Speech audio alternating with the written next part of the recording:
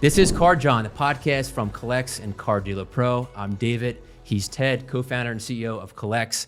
And our guest today is Chris Consalvi. He's the owner of House of Fun, located in Barrington, New Jersey. We'll be talking about sports cards, collectibles, his amazing shop in Barrington, and a little background about his life in collectibles and sports cards and everything else. So Chris, Ted, welcome to the show. Thank you. How you guys doing? Let's go.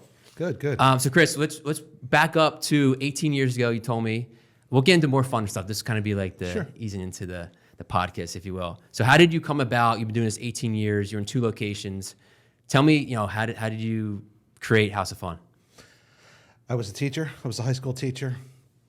Got sick of the bureaucracy of teaching, and I had been selling on the side. I was supplementing my collection like a lot of us do. Started out collecting, and then, it grew and grew and grew. I decided to start selling, did trade shows, did flea markets, and then one day I said, you know what? I'm going to give this a shot. And I did, and here I am 18 years later still doing it. Love it. And then I guess we'll go into an assortment of different topics, talk about product you have in the show, tips on people selling collections. But we'll back up. So Ted started the CollX app during the pandemic. And I'm sure the same struggles during the pandemic for a startup and a company affected you heavily too as a card shop owner. So tell me exactly what was the pandemic like for you as a card shop collectible owner to stay in business? And what was that like for you compared to, It was 2023? tough. It was tough. It hit, and then you're done. You're down. You're off. Your money's not coming in. The hard thing was continuing after it. The company's catching up with sending product, keeping things going. All that, we're still catching up with 2022 product and the card hobby, and we're halfway through the year 2023. It was the same thing. Not only was it a loss of income, but it was a lag. It was a major lag in the business, in the production line. So it was just, even when I got up and running again, it was tough to say, I have new product for you. I have this, I have that. And coupled with the boom of cards at the time, it was hard to keep up with the demand that the customers wanted. Same thing with you, Ted, with just starting CollX? We'll get into that on another episode, but I'm just curious. Well, I mean, the way the pandemic was really good for us because it brought a whole lot of people back into the hobby, myself included, right? I had been kind of out of the card hobby for a long time. My son kind of dragged me back in, so I feel like a lot of people were either introduced or rediscovered their passion for cards. So in a way, that kind of laid the groundwork for CollX. So I mean, we could talk about fundraising or other aspects of launching a startup, but at least in terms of setting the stage for apps like this to exist, I think the pandemic was actually the catalyst. Yeah. Also, for me, I moved after the pandemic. I decided to expand. I more than almost tripled the size of my older store. So that was the good thing for me out of the pandemic, the opportunity to find a place to move and expand. So the new building you're in now is semi-new for you? 2 years I'm in that building. I'm in the new building just over 2 years now. I was 16 years in the older one. And if anyone is in the Barrington, New Jersey area, which is 15, 20 minutes outside of Philly, or across the bridge in New Jersey, it's an amazing space. If you're going you'll find something in there for you, whether you're buying a Turbo Man doll or I bought my kid a Mr. and Mrs. Potato Head there for her to play with, my little 2-year-old. Ted's sons bought Pokemon cards there. So you can spend some time in there for sure. Yeah, Chris, I mean, maybe paint a picture of the store. Because I guess I don't know if we'll have the ability clips. to show. Yeah, we'll show clips of it. So the store, I try and carry pop culture across the board. I do comics, toys, older, retro, modern. I do cards of all kind, trading, gaming, sports. We do T-shirts. We do a real boutique style DVD, Blu-ray, physical media because there's presence there for that now. So yeah, we do everything from $1 to $10,000. I try and cater to every customer that can come through that's into that kind of stuff. So we have a lot. Has it always been that way, or did you gradually expand into other I started categories? with toys. I started in one small store, and it was basically toys and T-shirts.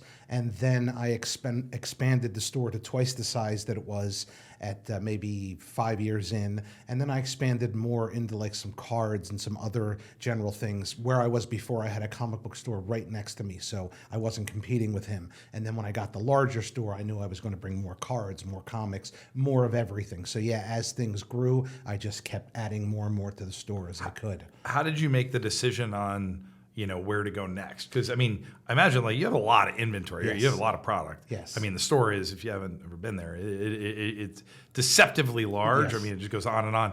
So I'm curious, like, how do you decide, oh, it's worth it for me to carry, Cabbage Patch Kids or whatever Sure. the next thing is, like, That's the tough thing, competing with the retail market, because as you both have children, if you go to a big box store, you're only going to find 4 or 5 different toy lines at any given time. So I have to keep a tight eye on what is available, because I obviously can't compete with someone large, but you talk to the customers, and then as time grows, you see what's on television, what are the 10-year-olds watching, what are the 15, or what the adults doing. Since I have a larger store now with a better space that people see, I get a lot of fathers, sons, mothers, daughters. I get a lot of that. So the generational aspect of the store has always been in my mind, and it's always. Even in the card market, I'll have a father come in who wants a 89 Griffey Upper Deck rookie, and his kid wants a couple packs of Pokemon, and they come in together. Or I get the mother-daughter who come in, or whatever it is, they come in, and he collects basketball, and I'm getting back into baseball, as you said, after the pandemic. So I have to keep my eyes and ears open at all times. And I order from a large distributor that carries tons of products. So I have to say, oh, what anime cartoon's going right now? Or, what player's hot right now? Who's bringing me what? All that kind of stuff. Speaking of product, we talked about allocation offline here, but how are you getting product, and what product have you seen at the shop sell the most? Like, I have to get that. Is it Topps? Is it basketball? Is it Pokemon? Or is it another sport? Or that's a tough question. Allocations from I go through a third party. I don't go direct with anyone. All the guys that I deal with, they've all been cut. All their allocations have been lowered to what they can get and what they're allowed to get. As we know across the business, Fanatics has cut a lot of the big retailers out that have been around, the wholesalers. Second, third, and fourth are gone now. So it's not so much of a product. It's what's hot. Unfortunately, I say unfortunately because that's difficult for me. It's who's hot, what's hot, who's the rookie. Brock Purdy, I guess, is the most accessible answer right now. Mm-hmm. Brock Purdy comes out and he's only in 2 products, right? It's the same picture on 4 different cards in 3 different sets. And everybody's like, I want Purdy, I want Purdy. Well, now nobody's really chasing Purdy. So it's hard to say, did I order enough of this product? Can I get this product? And, a Prism product, for instance, is a $700, $800, $900 box. Mm-hmm. You don't have a lot of guys who are spending that money. And that's what you have to try and keep up with. I get a lot of kids now, and those $3, $4, and $5 packs, the retail packs are easy to get. They make a lot more of those, but they're also in a lot of other spaces. So it's a balancing act. So there's nothing so particular. It was basketball. Last year, I couldn't hold basketball in. Then the non-sports started to go.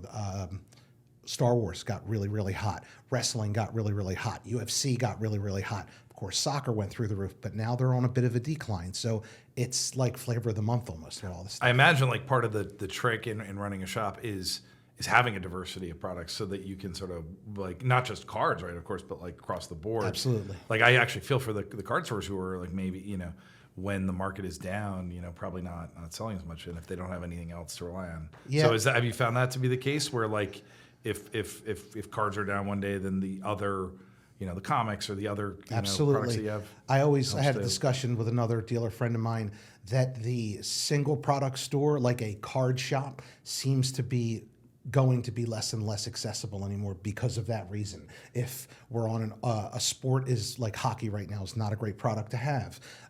If you're relying on hockey during the main hockey season, you're in trouble, right?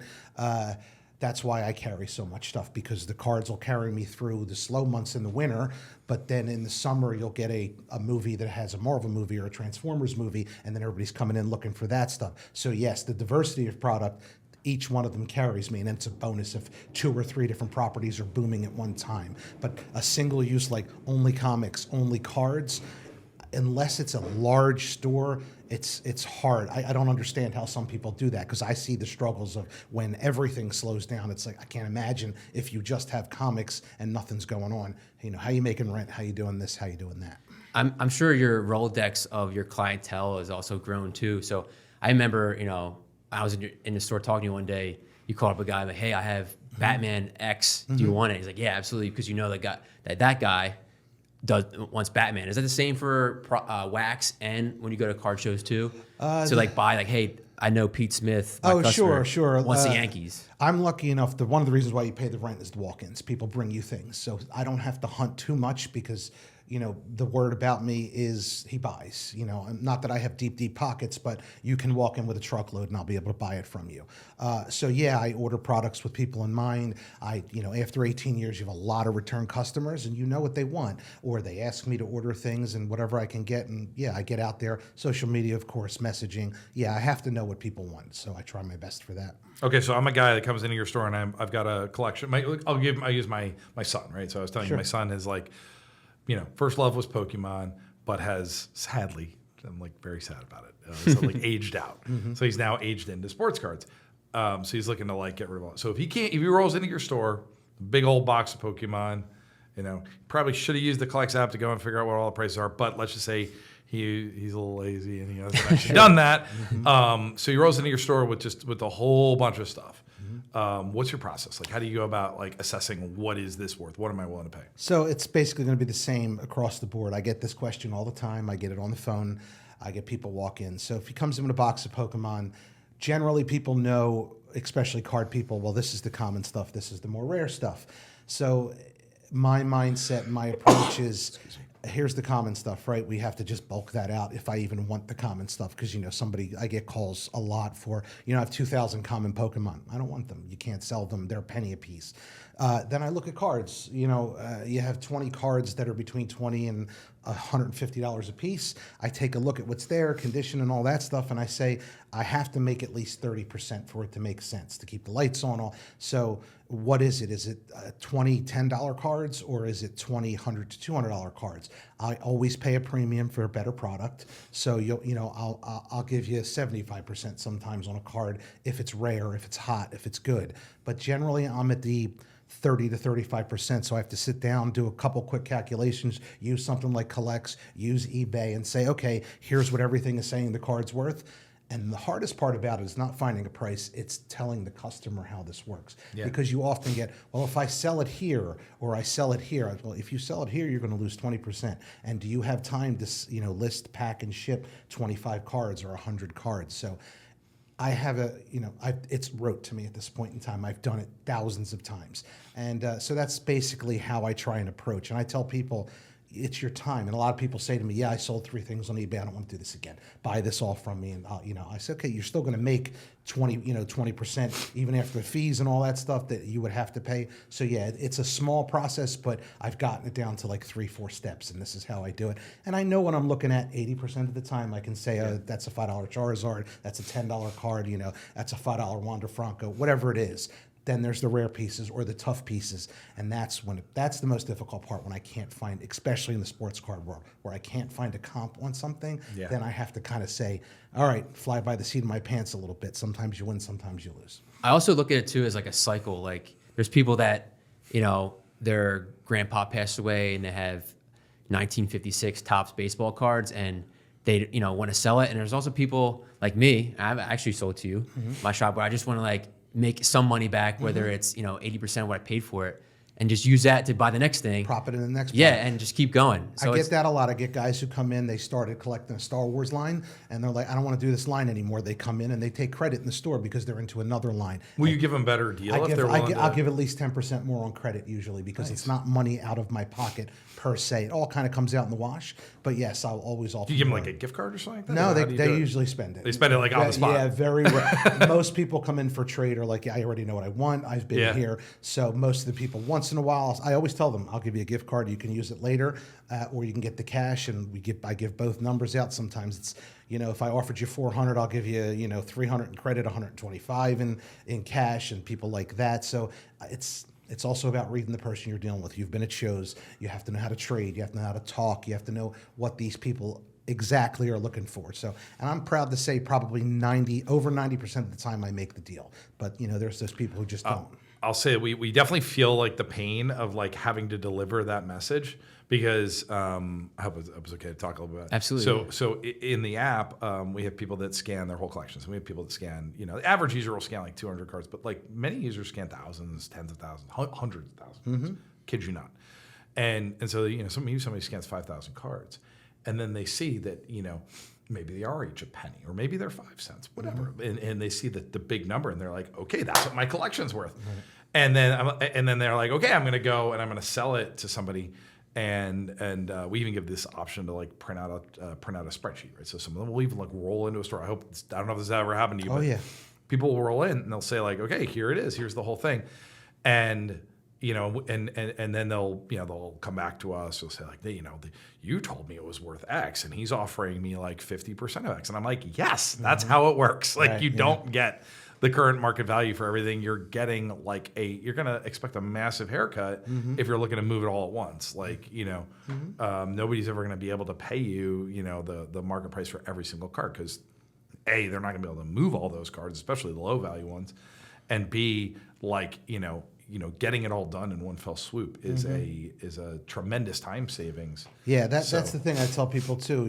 Do you want to do this on your own and get stuck with the stuff that's not going to move, or you can come in here, save yourself time, get all your money, and get out the door. If you're done with it, you're done with it. And it is hard to break that news to people that, hey, I have to make money, right? I'm not in business for free here, and they don't understand sometimes the idea of commonality. And this is not just cards. This is somebody will come in with a box of Star Wars figures. It's an example I always use. In the 90s, they overproduced them, just like 80s baseball, just like 2022, base tops. It's overproduced. There's too much of it.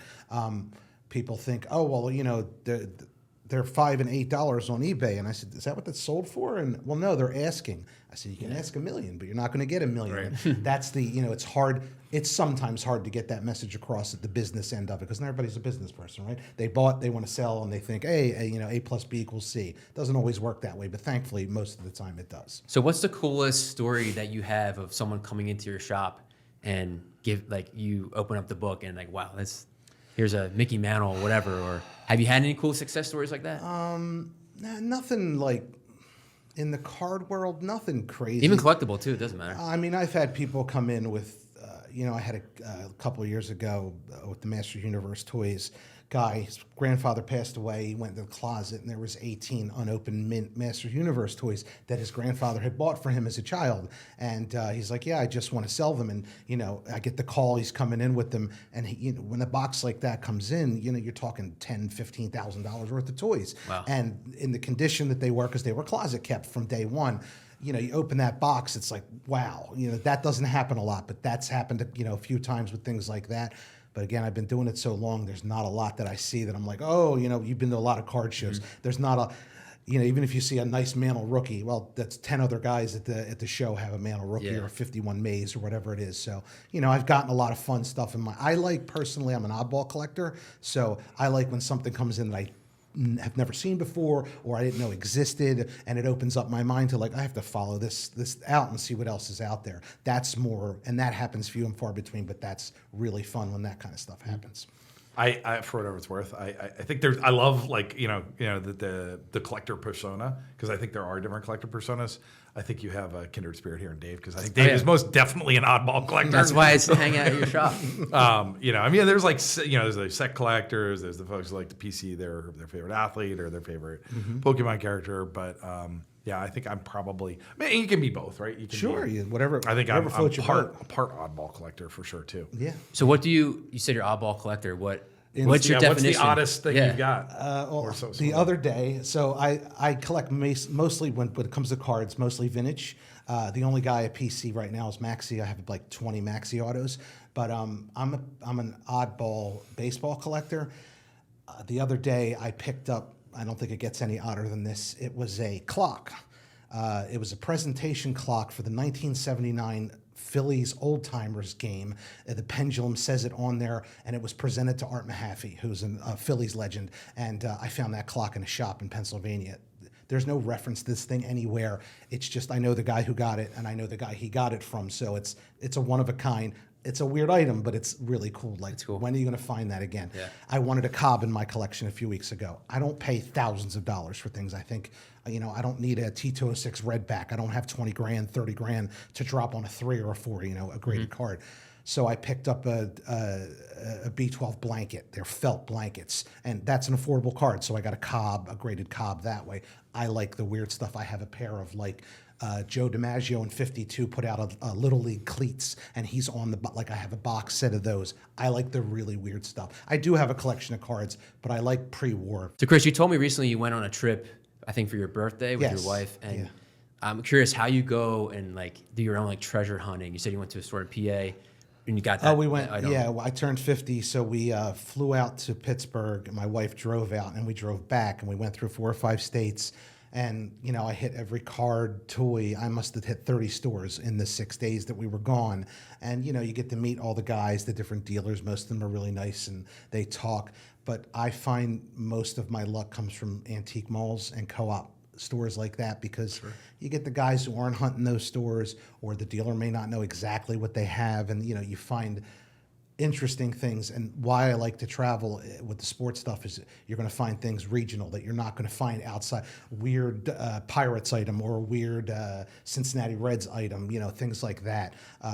So that's the fun. That's how I hunt, looking for things. I brought home a carload. I've done the same thing. I've gone to Japan and sent boxes of things home because you just can't find it here. Yeah. Locally, though, when you do hit stores, I'm just curious because I've done this, gone to the same store multiple times.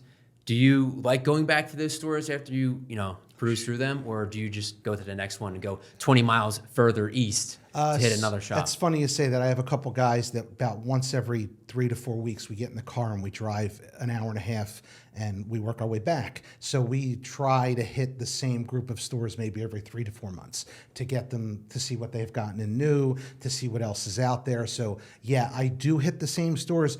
But there are stores, and I hate to say this because I'm a store owner, that I just don't go back to because they don't refresh their stock, or it's small, or it's not what I'm interested in. But yes, I hit a lot of, like where I got the clock, I go see him once every month and a half, because he comes up with pretty crazy things that you don't see, and he's fair in his prices, all that kind of stuff. A few more questions here on Card Jawn. We appreciate you being on, Chris. Where do you see the hobby a year from now, from today? Because I see so many kids coming in, I see the low-end hobby thriving. I see the real high-end market going to suffer a little bit more, as it has been going down. I see those crazy COVID prices are going to come down even more. But I think there's a new generation of kids who not only love to collect the cards, but know who they're collecting and have a tie to the card more so than a financial tie. They have a spiritual tie, I guess, because they watch the game or they play the game. So I see it growing from the grassroots part of it, but I see the speculation and the hundreds of thousands of dollars. I see that going away a little bit. Any certain players you're going after, or any Bowman prospects you like, or not that we're giving out? No, not stock at all. Advice I don't give any tips. I think Maxey is going to be a long-term excellent player for the Sixers.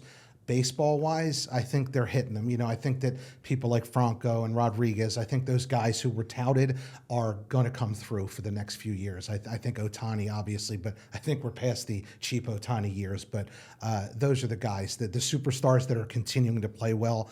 I think that's where it's at. Somebody like Adley Rushman, who was hot a few months ago, is having a decent season. I think we were talking about it before. Unless we see these trajectories that are to the stars, it's, buy who you like, buy your team, buy your player, enjoy the hobby. And unless you're only in it for the money, just enjoy who you like and what you want to buy. So, Chris, if people want to check out the House of Fun and maybe sell a truckload of stuff to you, how do they get in touch with you, follow you on social media, website, all that jazz? I'm on Facebook, The House of Fun Toys. I'm on Instagram, The House of Fun New Jersey, NJ.